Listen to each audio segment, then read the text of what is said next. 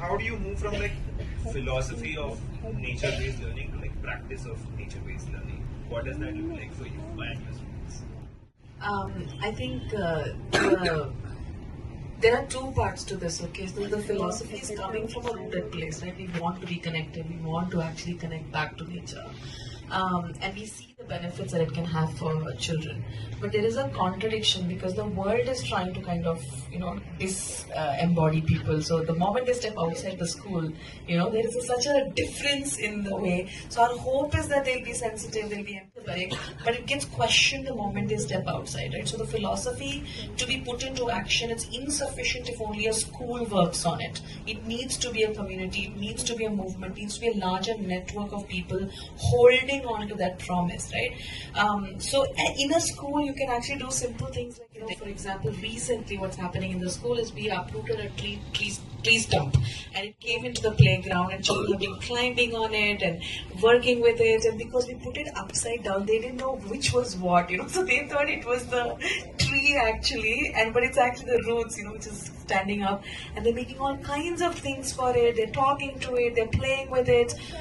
Every waking moment that they can have free, they're out there, you don't have to call them, you don't do anything, which you see repeatedly, with mud, with water, with play, with sand, with everything. Children are just very alive, which is not true when it comes to anything else that they're working with, right? So how do you really include that as part of their being, as part of something that they're working with, and not apart from it? So the syllabus, which actually encodes industrial agenda in its own ways, right, cannot be put at the center.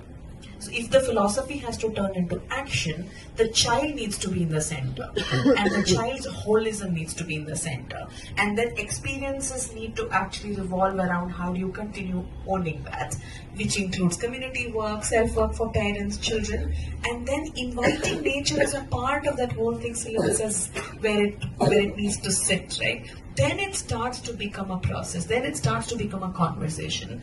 And for children, then the questioning of, okay, why is the tree this way? Why did it die? Why is it becoming slowly crumbly and going back into the earth, becomes a conversation around regeneration.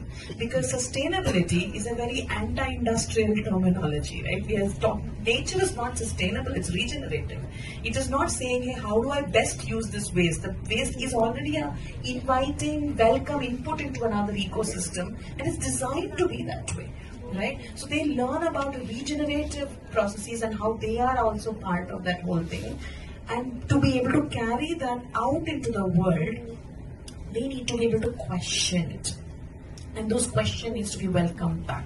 So as ecosystems are alive, school systems need to be alive. They cannot be sterile if nature or place has to show up into the school. So that's how you convert it into action.